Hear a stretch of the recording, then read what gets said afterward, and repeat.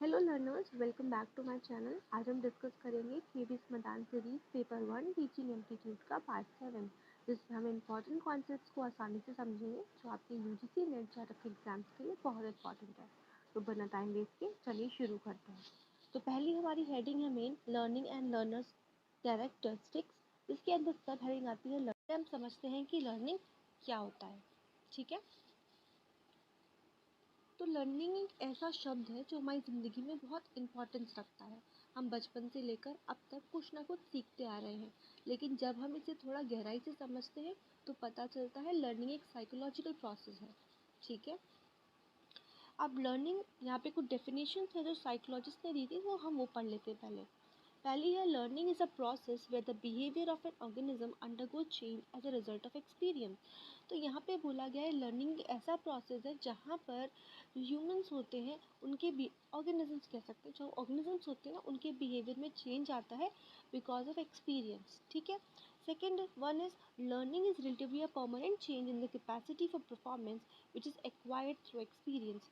तो एक्सपीरियंस के थ्रू जो चीज़ हम सीखते हैं, जो जो चीज़ हम लर्न करते हैं, उससे हमारे अंदर क्या होता है, परमानेंट चेंज आता है। ठीक है, definition number 3, learning is a way through which human beings acquire new skills, knowledge, attitude and values. The outcome of learning are the new capabilities possessed by the learner. तो learning के through क्या होता है, जो human being होते हैं वो नई नई चीज़ों को एक्वायर करते हैं, नई स्किल्स को, नए नॉलेज को, नया एटीट्यूड, नई वैल्यूज़ को अपने अंदर एक्वायर करते हैं। तो लर्निंग का एक आउटकम होता है जिसमें बहुत सारी नई कैपेबिलिटीज़ इंसान के अंदर पॉजेस करती हैं या फिर वो एक्वायर करता है। ठीक है, अब हम बात करेंगे इंडिविजुअल डिफरेंस इन लर्निंग। अब इंडिविजुअल डिफरेंस इन लर्निंग क्या है, हर व्यक्ति अलग तरीके से सीखता है। ठीक है, हर लर्नर या फिर हम हर स्टूडेंट जो होता है वो एक जैसा बिल्कुल नहीं होता। ये तो बात आपको पता ही होगी। हर लर्नर की सीखने की जो क्षमता होती है वो दूसरे स्टूडेंट से अलग होती है। ठीक है, तो किसी को कुछ चीज़ें जल्दी समझ में आती है, किसी को कुछ चीज़ें लेट में समझ में आती हैं। तो यहाँ पे लिखा है learners have many common characteristics at various ages and stages, but they also have different significantly in many ways. Teachers need to understand both the commonalities and the differences in order to meet the student needs, as no student are alike. तो यहाँ पे कहा गया है कि जो जो learner होता है ना, उनकी कुछ कैरेक्टरिस्टिक्स एक दूसरे से मिलती होती है। तो मतलब कुछ जो स्टूडेंट्स होते हैं उनकी आपस में कुछ कैरेक्टरिस्टिक्स मिलती होती हैं, जैसे वो सेम एज के हैं या सेम स्टेज पर होते हैं तब।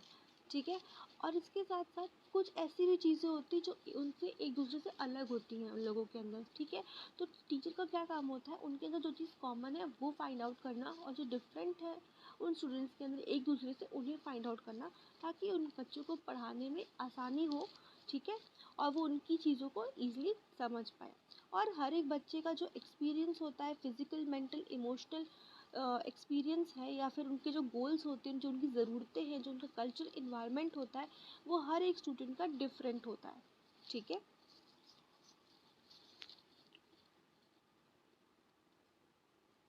learners' characteristics therefore merit consideration in selection of media. Learners benefit from those media that match their individual learning style. Therefore, it is understandable why a variety of methods, resources, and paths should be provided for different students to achieve a particular objective. Thus, while designing an instructional plan, the important task for the designer is to identify the most critical characteristics of the attainment of the instruction objective. तो यहाँ पे कहा गया है कि एक चीज़ जो होती है वो दो स्टूडेंट्स अलग अलग तरीके से परसीव करते हैं और उन्हें इंटरप्रिटेट करते हैं, और इसके साथ साथ वो इवेलुएट भी अपने डिफरेंट मेथड से, डिफरेंट तरीक़ों से करते हैं। ठीक है, तो ये टीचर को समझना होगा कि वो बच्चे का जो थॉट प्रोसेस है वो किस तरीके का है। पहली बात तो वो स्लो है या फिर फास्ट है। स्लो है तो वो कितना ज़्यादा स्लो है, फास्ट है तो अच्छी बात है। जो स्लो बच्चा है उस पर हमें ज़्यादा फोकस करना है, वो किन एरियाज में, किन चीज़ों की वजह से वो स्लो है, हमें ये जानना पड़ेगा। ठीक है, इसीलिए जो टीचिंग के जो मेथड्स होते हैं ना, और जो मीडिया यूज़ करना, जो मीडिया यूज़ होते हैं वो हमें क्या करना चाहिए, ध्यान देना चाहिए, डिफरेंट बच्चों के लिए डिफरेंट होना चाहिए। हर लर्नर का या फिर हर स्टूडेंट का जो लर्निंग स्टाइल होता है वो डिफरेंट होता है, ठीक है। अब यहाँ पे हमें ना 3 टाइप के लर्नर्स मिलते हैं। एक होता है विजुअल लर्नर, एक होता है ऑडिटरी लर्नर और एक होता है काइनेस्थेटिक लर्नर। तो विजुअल लर्नर वो होता है जो देखकर चीज़ें सीखता है, ऑडिटरी वो होता है जो सुनकर चीज़ें सीखता है, और जो काइनेस्थेटिक होता है वो चीज़ें करके, मतलब कोई चीज़ वो चीज़ें कॉपी करके या देखकर पहले वो फॉलो करके वो चीज़ करेगा खुद से, उसके बाद वो सीखेगा, ठीक है।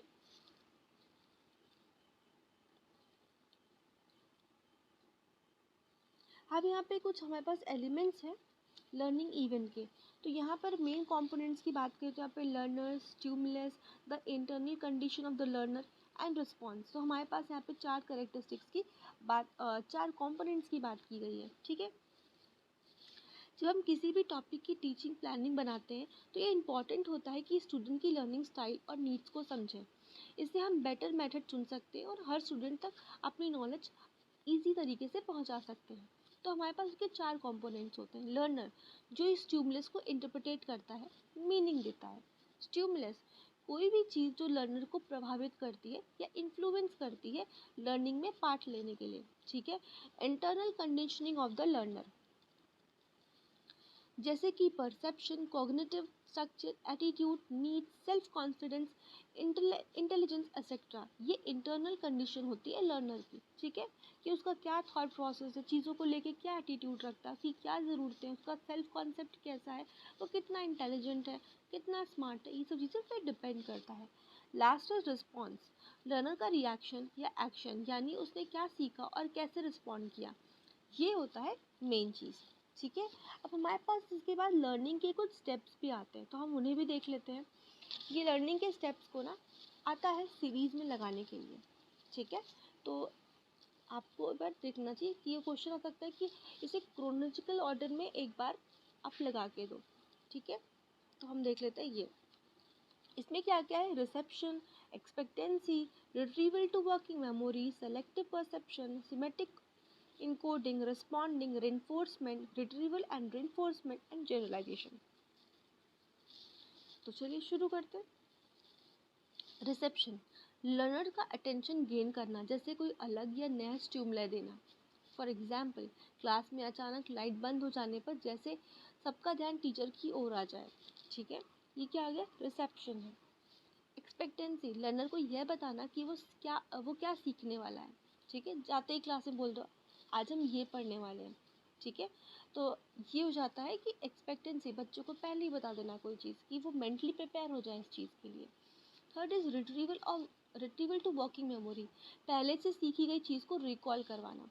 जैसे मान लो पिछली क्लास में हमने कोई टॉपिक पढ़ा, तो मैं नेक्स्ट क्लास में जब आऊँगी तो पहले वो प्रीवियस टॉपिक को एक बार रिवाइज कराऊंगी और फिर नया टॉपिक स्टार्ट करूँगी, ओके। इसके बाद होता है सेलेक्टिव परसेप्शन। इसमें है इम्पॉर्टेंट कंटेंट को हाईलाइट करके दिखाना। जैसे मैं कभी कभी आपको बोलती हूँ ये पिछले साल एग्ज़ाम में आया था, या फिर ये इंपॉर्टेंट है, ये आता रहता है एग्ज़ाम्स में। तो ये क्या हो गया, सेलेक्टिव परसेप्शन है कि मैं कुछ मेन चीज़ों को हाईलाइटली बता देती हूँ आपको कि ये ज़्यादा इंपॉर्टेंट है। इंपॉर्टेंट सब है पर ये थोड़ा ज़्यादा इंपॉर्टेंट है, ठीक है। तो इसे कहते हैं इंपॉर्टेंट कंटेंट को हाईलाइट करके दिखाना, जैसे पीपीटी या चार्ट या कलरफुल डायग्राम के थ्रू चीज़ें बताना। सिमेटिक इनकोडिंग, अब ये क्या कहती है सिमेंटिक कोडिंग, लर्निंग में गाइडेंस देना, आसान एग्जाम्पल देना या स्टेप बाय स्टेप समझाना, ठीक है। इसके बाद होता है रिस्पॉन्डिंग, स्टूडेंट से कुछ करवाना, मतलब उनसे क्वेश्चंस पूछते रहना। आपको मैंने कोई टॉपिक समझाया, फिर कुछ क्वेश्चन पूछा तो उनका रिस्पॉन्स आ रहा है, या मैं कुछ खुद से क्लास के बीच बीच में उनसे क्वेश्चंस पूछती जा रही हूँ, ताकि कोई ना कोई उनसे रिस्पॉन्स मिलता रहे और मुझे समझ में आए कि वो समझ भी रहे हैं कि नहीं जो मैं समझा रही हूँ, ठीक है। फिर आता है रिन्फोर्समेंट, फीडबैक देना, यही सही जवाब पर वेरी गुड, गलत जवाब पर ट्राई अगेन कहना, ठीक है। उन्हें मतलब फीडबैक देते रहना, जब वो ट्राई कर रहे हैं तो उनको बताते रहना कि नहीं आपने आंसर गलत दिया या सही दिया। इससे क्या होता है, उन्हें एक आइडिया आ जाता है जब उन्हें फीडबैक मिलता है तो। इसके बाद है रिट्रीवल एंड रेनफोर्समेंट, लर्नर को फिर से करने के लिए कहना और फिर फीडबैक देना। मान लो जब मैंने लास्ट टाइम क्वेश्चन पूछे तो बच्चे ने सही आंसर नहीं दिया, तो मैं फिर थोड़ी देर बाद उसे एक्सप्लेन करके फिर से वही क्वेश्चन पूछूंगी और इस बार उम्मीद करूँगी उसे समझ में आया होगा, वो मुझे जवाब देगा। ठीक है। इसके बाद होता है generalisation. More practice of varied problems so as to increase retention. अलग अलग एग्जाम्पल्स और प्रैक्टिस से कॉन्सेप्ट को और स्ट्रॉन्ग करना। ठीक है। अब हम आएंगे टाइप्स ऑफ लर्नर पर। तो लर्नर कितने टाइप्स के होते हैं, हम यहाँ से शुरुआत करने वाले हैं।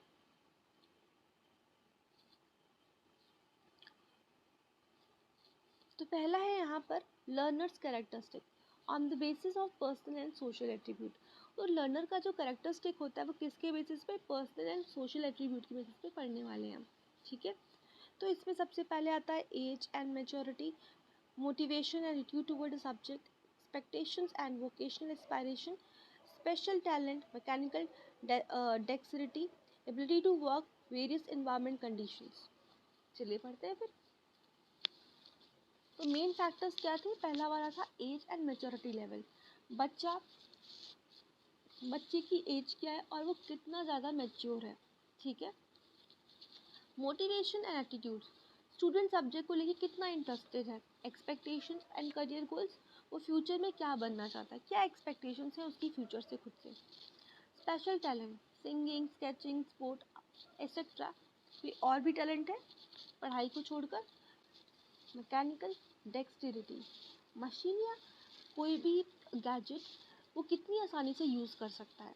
ठीक है, हम ये कह सकते हैं। फिर आता है इन्वायरमेंटल अडेप्टेबिलिटी, वो डिफरेंट डिफरेंट एनवायरनमेंट्स में कैसे खुद को अडेप्ट कर लेता है या कैसे खुद दूसरे माहौल में भी क्या वो काम कर सकता है, मैं ये कह सकती हूँ इसमें। अगर मैं एक एग्जांपल से समझाऊँ तो एक अडल्ट लर्नर जो होता है ना, उसमें अंदर इतनी मेच्योरिटी होती है कि उसे क्या पढ़ना है वो खुद से ही पढ़ना स्टार्ट कर देता है। कोई उसे पुश नहीं करता है कि पढ़ लो पढ़ लो पढ़ लो, नहीं, वो खुद से ही पढ़ेगा। उसके अंदर इतनी समझ होती है कि मुझे पढ़ना है। पर जो एडोलेसेंस होते हैं ना, जो बच्चे छोटे होते हैं, देखा होगा 8 9 10 साल के बच्चे, तो उनको क्या होता है ना, मोटिवेशन और अटेंशन हमें देना पड़ता है। मोटिवेशन उन्हें देनी पड़ती है, उनमें उनको अटेंशन देनी पड़ती है, उनको इन्फ्लुएंस करना पड़ता है पढ़ने के लिए। ठीक है, ये आपने देखा होगा। Feel independent learners tend to rely less on the teachers or other learners for support. Feel independent learners proceed analytically. They see objects separately from the surrounding field. They prefer to work in self-structured situations and have self-defined goals. In the classroom activity, such as extensive learning and writing, which learners can carry out alone and useful independent learner। तो आपको independent से ही समझ में आ गया कि वो किसी भी चीज़ पर डिपेंड नहीं है, वो टीचर पे भी डिपेंड नहीं है, वो अपने आसपास के जो और स्टूडेंट्स हैं वो उन पे डिपेंड नहीं है, वो खुद चीज़ें कर रहा है, वो किसी पर रिलाई नहीं कर रहा है। ठीक है। यहाँ पे क्या होता है, उसकी जो सोच होती है वो एनालिटिकल होती है और वो खुद पर निर्भर होता है, ना कि किसी और पर। वो सेल्फ स्ट्रक्चर इन्वायरमेंट पसंद करता है और क्लासरूम में खुद अकेले काम करना पसंद करता है। ठीक है। उसे किसी की मदद नहीं चाहिए होती। ठीक है, ना टीचर की और ना ही स्टूडेंट की। हाँ, टीचर उसे गाइड कर सकता है, वो बात की बात है, बट वो क्या होता है, किसी पे डिपेंड नहीं रहता है। ठीक है। उसके खुद के सेल्फ गोल होते हैं, सेल्फ स्ट्रक्चर्ड रहता है, सेल्फ डिफाइंड गोल्स के लिए काम करता है। इसके अपोजिट होता है फील्ड डिपेंडेंट लर्नर। ये क्या होता है, ये वो होता है जो दूसरों पे डिपेंड होता है या निर्भर होता है, टीचर पर या अपने अपने आसपास के स्टूडेंट्स पर या किसी ग्रुप पर। ठीक है। ग्लोबली सोचता है। ठीक है। टीम वर्क पसंद करते हैं ऐसे लोग जो डिपेंडेंट होते हैं और प्री डिटरमाइंड गोल्स और स्ट्रक्चर्ड पसंद करते हैं। ठीक है। तो इनके जो गोल होंगे प्री डिटरमाइंड होंगे। एग्जाम्पल, कोई स्टूडेंट ग्रुप डिस्कशन में सीखता है, पीयर से पूछ के समझता है, वो डिपेंडेंट हो गया। मान लो ग्रुप डिस्कशन चल रहा है तो कोई बच्चा जो है वो उस ग्रुप डिस्कशन से सीख रहा है या अपने बगल वाले बैठे किसी बच्चे से सीख रहा है कोई चीज़, तो ये क्या हो गया, वो क्या है, डिपेंडेंट है, फील डिपेंडेंट लर्नर है। ठीक है। तो वो जो चीज़ें सीखता है वो क्या होता है, इंटरपर्सनल रिलेशनशिप से सीख रहा होता है। अब आते हैं रिफ्लेक्टिविटी एंड इम्पल्सिविटी। अब इसमें दो चीज़ें होती हैं। दो चीज़ें क्या होती हैं, एक होता है वो बच्चा जो चीज़ें सोच समझ के जवाब देता है, और एक बच्चा बस तुरंत सवाल सुना नहीं तुरंत जवाब देने लग जाएगा। ठीक है, तो आपने इन दोनों तरह के लोग देखे होंगे। इम्पल्सिव लर्नर्स वो होते हैं जल्दी जवाब देते हैं, लेकिन गलती भी ज़्यादा होती है इनसे। कम डेटा होता है इनके पास और डिसीजन जल्दी लेते हैं। ठीक है, मतलब इनके पास चीज़ें जो इन्होंने समझा बहुत कम होगा, लेकिन जवाब देने की इन्हें बहुत जल्दी रहती है। चीज़ों को एनालाइज नहीं करते, इंटरप्रिटेट नहीं करते, सवाल सुना और तुरंत रिप्लाई दे दिया। ठीक है, सही दिया गलत किया डजेंट मैटर, बस जवाब ज़रूर दिया इन्होंने। ठीक है, ये होते हैं इम्पल्सिव लर्नर्स। इसी जगह पे होते हैं रिफ्लेक्टिव लर्नर्स। वो सोच समझ कर जवाब देते हैं, जवाब देने से पहले थोड़ा पॉज लेते हैं, क्वेश्चन को पूरा सुनते हैं, और इनसे मिस्टेक्स भी जो होती हैं वो काफ़ी कम होती हैं। ये जितनी भी इंफॉर्मेशन दोगे वो पहले इन्हें एनालाइज करेंगे प्रॉपरली, उसके बाद से इंटरप्रिटेट करके इवैल्यूएट करते हैं। अगर एक एग्जांपल से समझे तो मान लीजिए किसी क्वेश्चन का जवाब देने से पहले सोचते हैं, उनके ऑप्शंस कंपेयर करते हैं, तो आप रिफ्लेक्टिव लर्नर हो। ठीक है, और अगर आप किसी भी जवाब को देने से पहले बिल्कुल नहीं सोचते हैं, उसे बिल्कुल इंटरप्रेट या कंपेयर नहीं करते, तो आप एक इम्पल्सिव लर्नर हो। ठीक है, नेक्स्ट है क्लासरूम बेस्ड लर्निंग स्टाइल्स।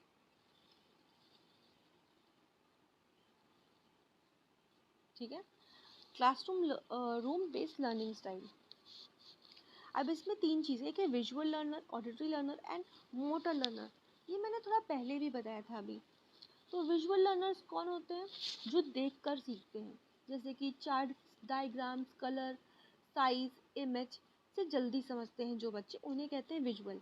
ठीक है, जो चीज़ों को किसी इमेज को देखकर समझते हैं उन्हें हम कह सकते हैं विजुअल लर्नर्स। ठीक है, एक होते हैं ऑडिटरी लर्नर्स जो सुनकर समझते हैं वर्ड्स और, ठीक है, ऑडिटरी हो गए जो सुनकर समझते हैं, एक्वायर इन्फॉर्मेशन थ्रू साउंड। कैसे? मान लो कि वेरियस एस्पेक्ट ऑफ साउंड क्या होगी, for example pitch, volume, tempo, rhythm, resonance are important auditory learners. Auditory learners में बी ओरल और ओरल। ठीक है, अब इसमें ऑरल और ओरल का मतलब क्या है? They learn by listening others. Aural मतलब होता है दूसरों को सुनकर सीखना, और ओरल मतलब होता है they learn by talking and hearing themself. और जो खुद से ही जैसे हम लोग रटते नहीं हैं, तो बार बार जब रिपीट करते हैं तो हमें चीज़ें याद हो जाती हैं, तो ये ओरल काइंड ऑफ हो गया। ठीक है, सेकेंड है मोटर लर्नर्स। मोटर लर्नर्स क्या होते हैं? Learn through motor activity various aspects of action. For example, frequency, distribution, intensity, pressure are important for them. Major learners may be kinesthetic. They learn through the use of gross motor skills or mechanical fine motor muscles to support their learning. Apart from above, the classroom style learners can be the following: intuitive, inductive, deductive and reflectivity. तो जो motor learners होते हैं ना, वो physical activity से सीखते हैं। ठीक है, एक्टिविटी करते करते वो चीज़ें सीखते हैं, वो एक्शन में रहेंगे तभी वो चीज़ें सीखेंगे। अब ये दो तरह से होती है, एक होती है काइनेस्थेटिक और एक होती है मैकेनिकल। काइनेस्थेटिक क्या होती है? ग्रॉस मसल्स, जहाँ पे हम यूज़ करते हैं, जहाँ अपनी पूरी बॉडी का इस्तेमाल करके मेहनत से एक्शन से सीख रहे होते हैं। एक होता है मैकेनिकल, फाइन मोटर स्किल, जहाँ पे हम अपनी फिंगर्स हो गए, मैकेनिकल स्किल्स, फिंगर्स वगैरह का इस्तेमाल करके चीज़ों को सीख रहे होते हैं। ओके, अब इसमें क्या होता है, इसमें और स्टाइल्स भी होती हैं। जैसे कि मैं कहूँ इंट्यूटिव, गेस और हिम्मत से सीखना। ठीक है, इंडक्टिव, फैक्ट को जनरलाइजेशन बनाते हुए सीखना। डिडक्टिव, थ्योरी से एग्जाम्पल्स पर आना। ठीक है, रिफ्लेक्टिव, इंट्रोस्पेक्शन से सीखना। ठीक है, ये हो गए आपके मोटर लर्नर्स। इसके बाद आता है learners characteristic on the basis of listening skills. अब लिसनिंग स्किल्स पे क्या क्या आता है? एक आता है एक्टिव लिसनिंग, जहाँ पे क्या होता है, जो it is a listening with a purpose, जहाँ पे हम सुनते हैं चीज़ों को किसी पर्पस से, वेल फोकस तरीके से। ठीक है, फुल्ली फोकस्ड होकर। सेकेंड है एम्पैथेटिक लर्निंग। ये क्या होती है? सामने वाले की फीलिंग को समझने की कोशिश करना। ठीक है, इसके बाद है evaluative listening and appreciative listening. अब इवेल्युएटिव लिसनिंग क्या होती है? इंजॉयमेंट के लिए सुनना, music, poetry, sorry evaluative is जहाँ पर हम क्या करते हैं, सुनते हुए वैल्यू एक्यूरेसी को जज करते हैं, ठीक है, इवैल्यूएट करते हैं चीज़ों को, मीनिंगफुलनेस ढूंढते हैं उसमें, उसकी यूटिलिटी क्या है ये सोचते हैं, ठीक है। उसका रहता है अप्रिशिएटिव लर्निंग। ये क्या होती है, जब एन्जॉयमेंट के लिए सुनते हैं, लाइक म्यूज़िक, पोइट्री, एक्सेट्रा, जहाँ पे अपने आप को रिलैक्स करने के लिए, इंजॉय करने के लिए चीज़ों को सुनते हैं। अब इसके बाद आता है learner characteristics on the basis of thinking style, ठीक है, उनके थिंकिंग स्टाइल के बेसिस पर क्या क्या है characteristics.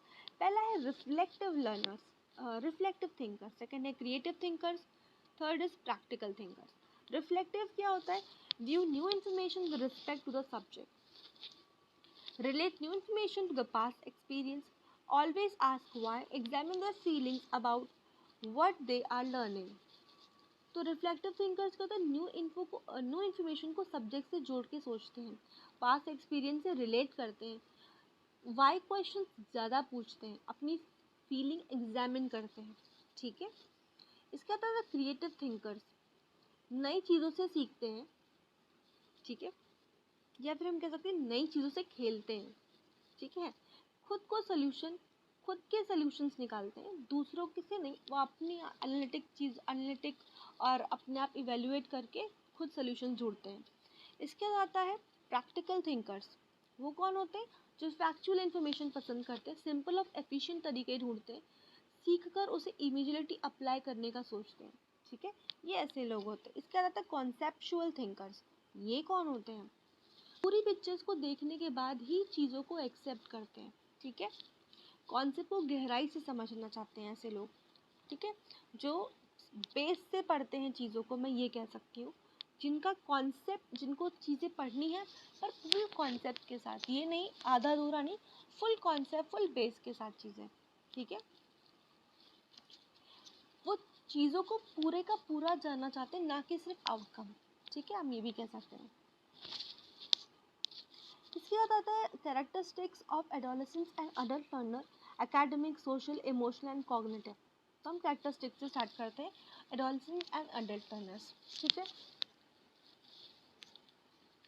Adolescence and adult learning की कैरेक्टरिस्टिक्स को समझना बहुत ज़रूरी है, क्योंकि ये दोनों एज ग्रुप अपनी अलग अलग एकेडमिक, सोशल, इमोशनल और कॉग्निटिव नीड्स के साथ लर्निंग प्रोसेस में पार्टिसिपेट करते हैं। जैसे कि महात्मा गांधी का एक कोट है, live as if you were to die tomorrow, learn as if you were to live forever. ये जो लिखता है कि लर्निंग एक कंटिन्यूस प्रोसेस है, हमारी लाइफ के हर स्टेज में चलती रहती है। हमारी लर्निंग की सक्सेस इस बात पर डिपेंड करती है कि हम अपने आप को, अपने इन्वायरमेंट को कैसे समझते हैं, राइट, और अडेप्ट करते हैं।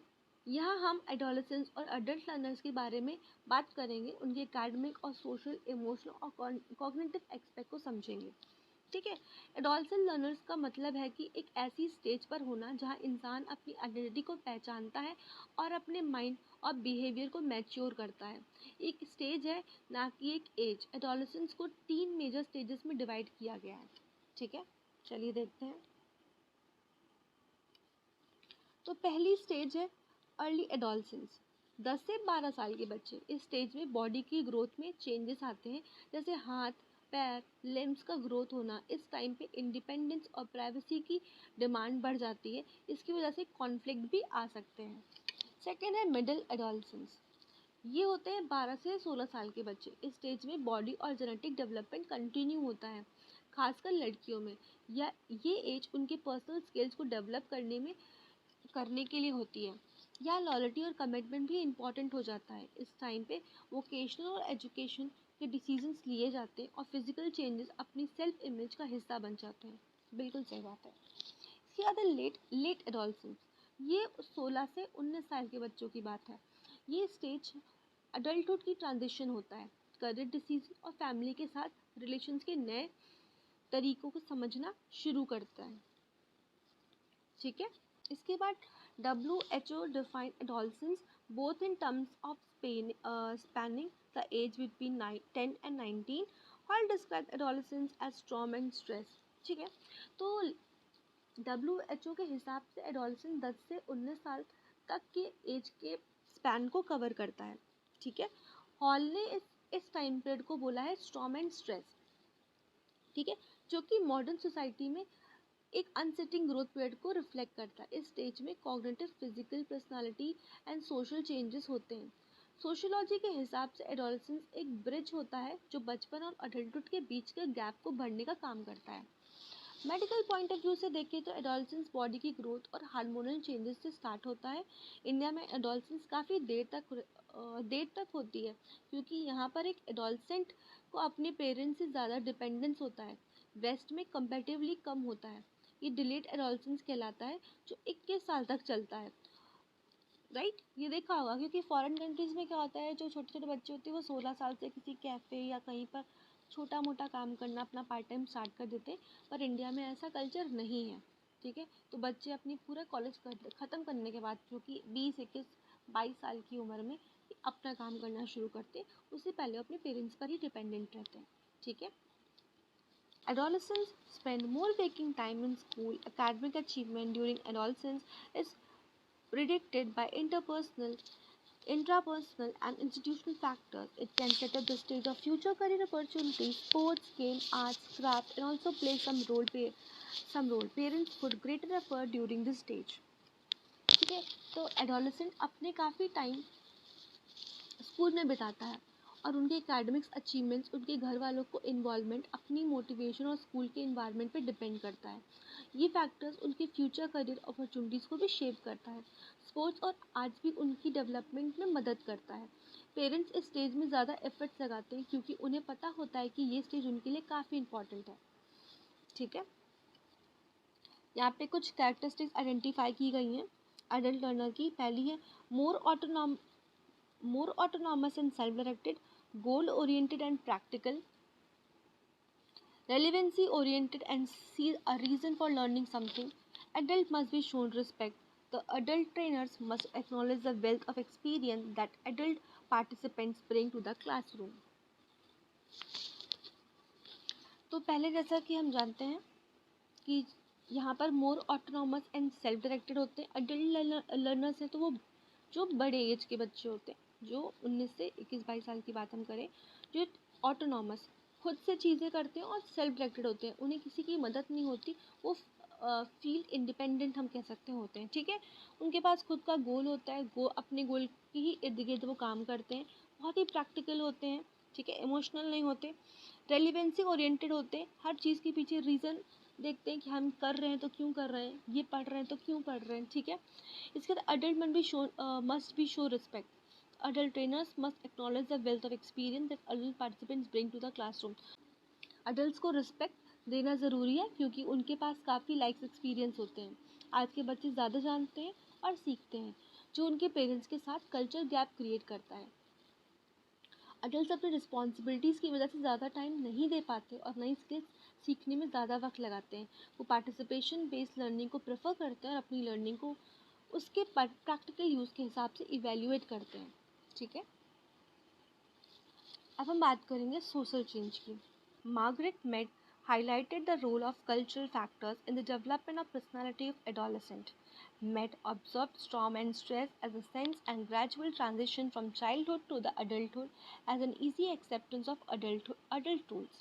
It is effectively stress-free in a society.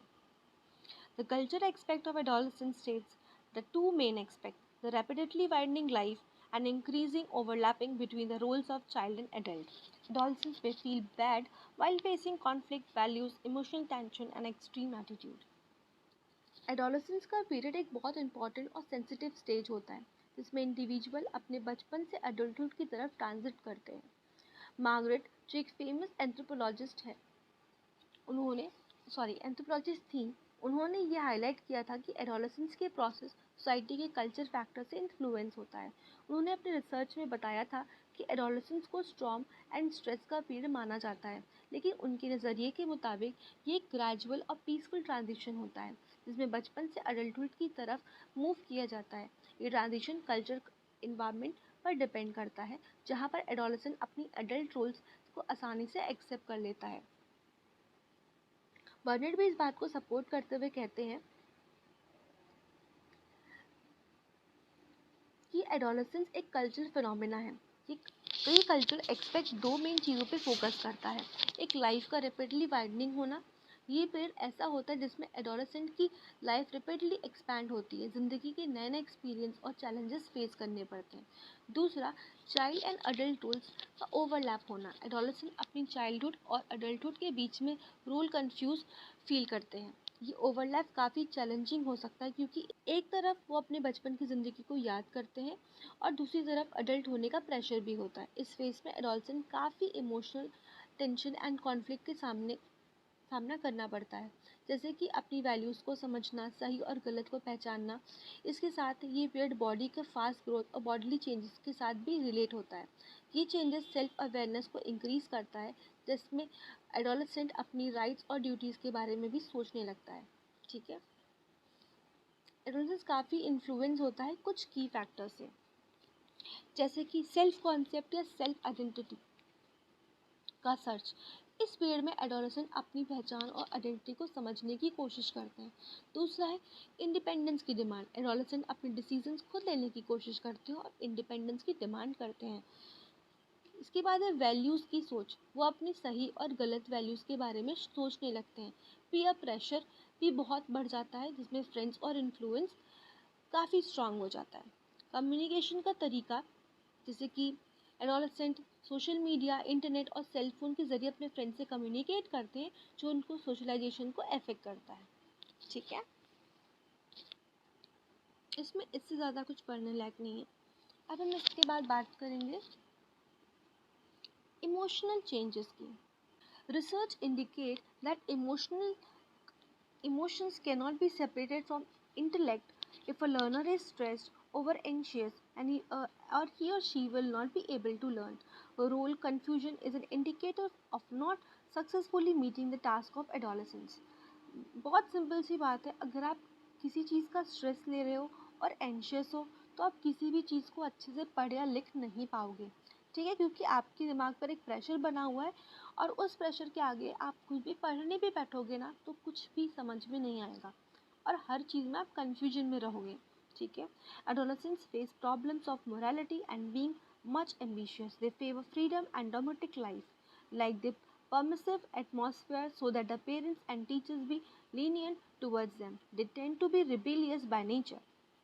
तो यहाँ पर जो एडोलेसेंट होते हैं ना, उन्हें बहुत सारी प्रॉब्लम्स का सामना करना पड़ता है, जैसे कि वो बहुत ज़्यादा उनकी जो मॉरलिटी होती है उस चीज़ की प्रॉब्लम फेस करते हैं। इसके साथ साथ उनके एम्बिशंस होते हैं बहुत ज़्यादा हाई होते हैं और यहाँ पर ना वो फ्रीडम ज़्यादा चाह रहे होते हैं। ठीक है, अपने पेरेंट्स से फ्रीडम ज़्यादा चाह रहे होते हैं और इस चक्कर में ना उनकी अपने पेरेंट्स से थोड़ी बनना बंद हो जाती है, वो रिबेलियस बन जाते हैं यहाँ पर।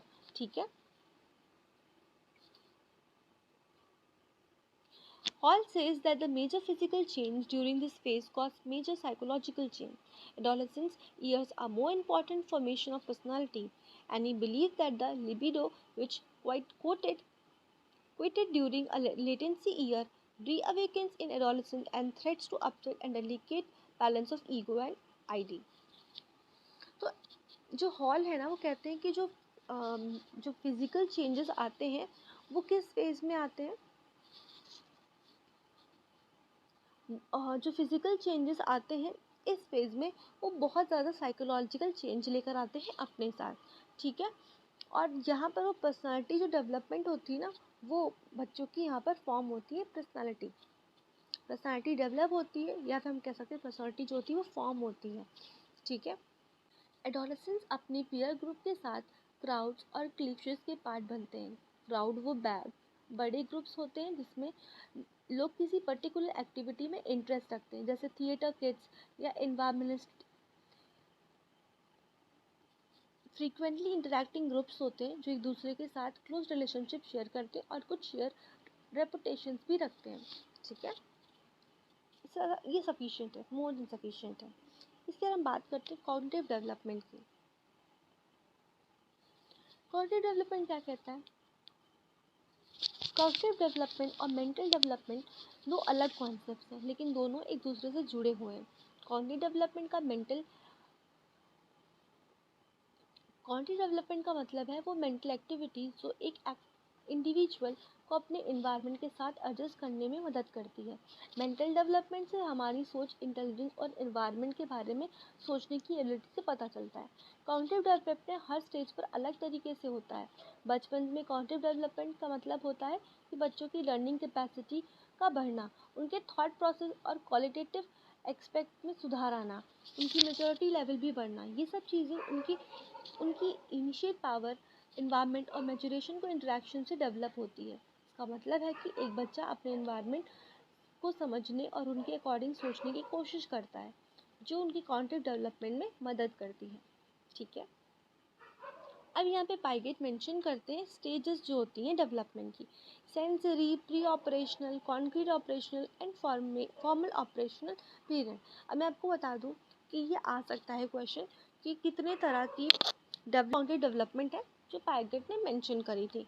ठीक है, और ये भी पूछ सकता है कितने से कितने ईयर के बच्चे आते हैं। तो सेंसरी में 0 to 2 ईयर्स आते हैं, प्री ऑपरेशनल में 2 से 7 ईयर्स के बच्चे, कॉन्क्रीट ऑपरेशनल में 7 से 11 साल तक के बच्चे, फॉर्मल ऑपरेशन में 11 से 15 साल तक के बच्चे।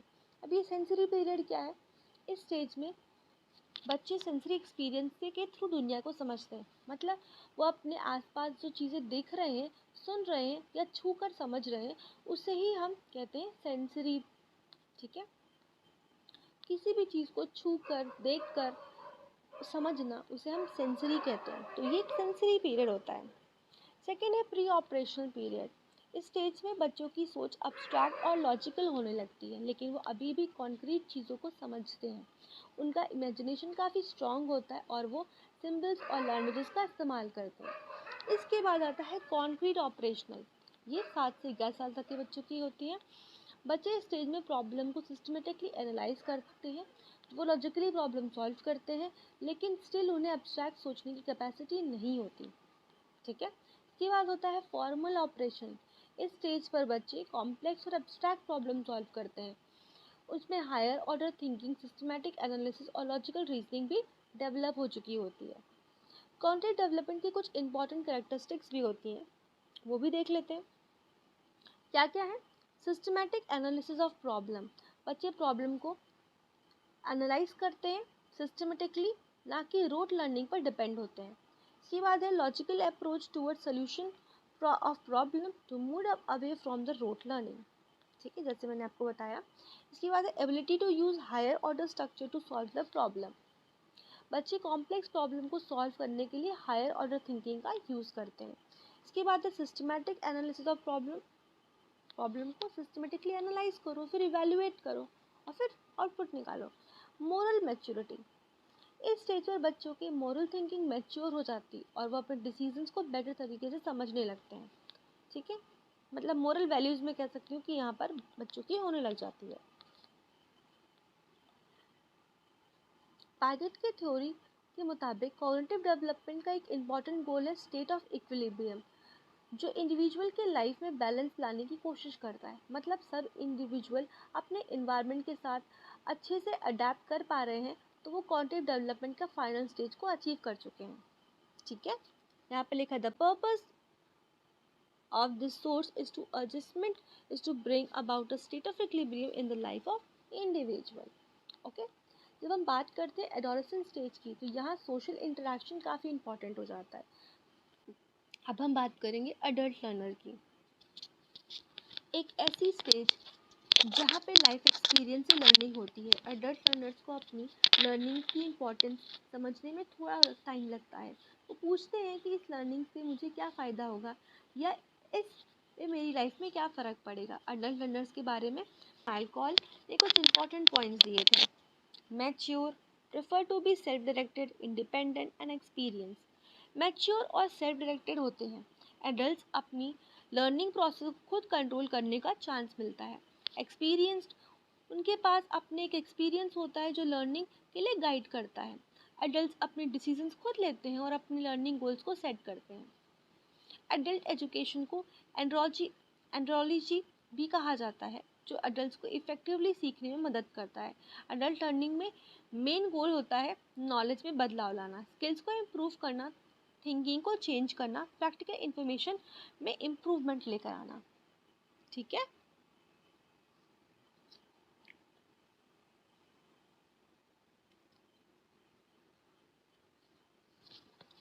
अडल्टहुड को कॉग्निटिव मैच्योरिटी के बेसिस पे डिफाइन किया जाता है। इंडिया में अडल्टहुड को 15 से 35 के बीच में समझा जाता है, जबकि यूनेस्को और OECD के अकॉर्डिंग अडल्टहुड 24 से 65 साल के बीच का होता है। ठीक है, हम बात करेंगे इम्पॉर्टेंस कैरेक्टरिस्टिक्स ऑफ अडल्टहुड की।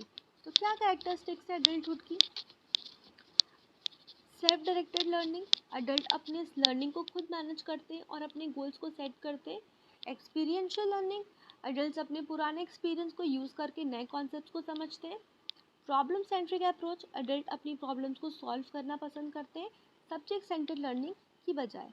इसके बाद है इमीडिएट एप्लीकेशन, उनका फोकस ये होता है कि जो सीखा है वो तुरंत अप्लाई हो सके, इसलिए अडल्ट लर्निंग को प्रैक्टिकल और लाइफ एप्लीकेशन बेस्ड एजुकेशन देना ज़रूरी है। उनके सब्जेक्ट्स को थ्योरी नहीं बल्कि थ्योरी को रियल लाइफ में प्रैक्टिकल कैसे यूज़ करते हैं ये हमें उन्हें बताना ज़रूरी है। ठीक है, अब यहाँ पे हम देखते हैं कैरेक्टरिस्टिक्स क्या होती है अडल्ट लर्निंग की। यहाँ पे डायग्राम बना है, देख लेते हैं एक बार। Self respect, practical, relevance oriented, goal oriented, life experience and knowledge, autonomous and self directed. इसके बाद यहाँ पे प्रिंसिपल्स हैं अडल्ट लर्निंग की क्या क्या। लीडरशिप की क्वालिटी उनके अंदर बहुत हो जाती है, जैसे वो अडल्ट बनते हैं तो वो चीज़ों को लीड कर सकते हैं, जाहिर सी बात है। नोवल स्टाइल्स, अपने कुछ नए नए तरीके होते हैं चीज़ों को सॉल्व करने के, प्रॉब्लम को सॉल्व करने के। एक्सपीरियंस, उनके बाद खुद के बहुत सारे एक्सपीरियंस होते हैं और वो एक्सपीरियंस के थ्रू नई नई चीज़ें सीखते रहते हैं। ठीक है, अपने एक्सपीरियंस, अपने पुराने एक्सपीरियंस की वजह से वो आने वाली चीज़ों पर अपने एक्सपीरियंस को अप्लाई करके चीज़ें अपने लिए आसान कर लेते हैं। अपील एंड रिस्पेक्ट, ये सब क्या होता है? प्रिंसिपल होता है एक अडल्ट लर्निंग का। रिस्पेक्ट बहुत ज़रूरी होती है अडल्ट के लिए। ठीक है, अब यहाँ पर ना चार्ट है एक, difference between adolescence and adult. ये हम ऑलरेडी पढ़ चुके हैं पीछे, तो मैं एक ओवरव्यू देती हूँ, रिवीजन हो जाएगा इससे। The learner is dependent on the teacher for learning.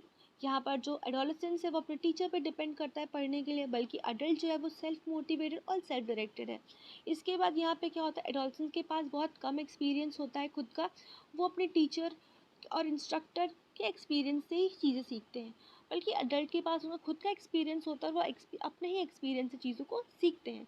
उनकी खुद की एक सेल्फ आइडेंटिटी होती है और उनके पास बहुत सारे रिसोर्सेज होते हैं और बहुत सारे एक्सपीरियंस होता है। जो यहाँ पे एडोलसेंस होते हैं, यहाँ पे प्रिस्क्राइब सब्जेक्ट मैटर होता है और उन्हें वही चीज़ें पढ़नी होती है। कंटेंट जो होता है वो फिक्स्ड होता है, बल्कि अडल्ट लर्नर के पास ऐसा कुछ नहीं है। उनके पास जो होती सब्जेक्ट मैटर जो होता है वो फिक्स नहीं होता, वो उनके काम के अकॉर्डिंग, जो जॉब कर रहे हैं, मान लो कोई जॉब कर रहे हैं, उनके जॉब के अकॉर्डिंग चीज़ें होंगी, या फिर उनके रियल लाइफ वर्क टास्क के रिलेवेंस के अकॉर्डिंग वो चीज़ें पढ़ रहे होंगे। ठीक है, यहाँ पे जो मोटिवेशन होती है वो बच्चों को कहाँ से मिलती है? वो कंपटीशन, ग्रेड से मिलती है, पनिशमेंट से मोटिवेशन आती है, रिवॉर्ड से आती है मोटिवेशन। पर जो अडल्ट होते हैं उनकी मोटिवेशन कैसे होती है? उनको इंसेंटिव मिल रहा है, उनको रिकग्निशन मिल रहा है, उन्हें लोग पहचान रहे हैं, एक अच्छी क्वालिटी ऑफ लाइफ मिल रही है, कॉन्फिडेंस बढ़ रहा है। ये सब चीज़ें क्या करती हैं? उनकी लाइफ में बहुत बड़ा रोल प्ले करती हैं और उन्हें मोटिवेट करती हैं। डिमांड क्या है लर्निंग की यहाँ पर, कि learner must balance life responsibility demand of learning. तो उनकी जो लाइफ की रिस्पॉन्सिबिलिटी है और जो डिमांड है लर्निंग को वो अच्छे से बैलेंस हो जाए। यहाँ पर क्या होता है, learner can devote more time to the demand of learning because responsibility are minimal. यहाँ पे जो वैसी चीज़ें होती हैं, रिस्पॉन्सिबिलिटी से मतलब है पढ़ाई को लेकर जो रिस्पॉन्सिबिलिटी होती है वो मिनिमल होती है।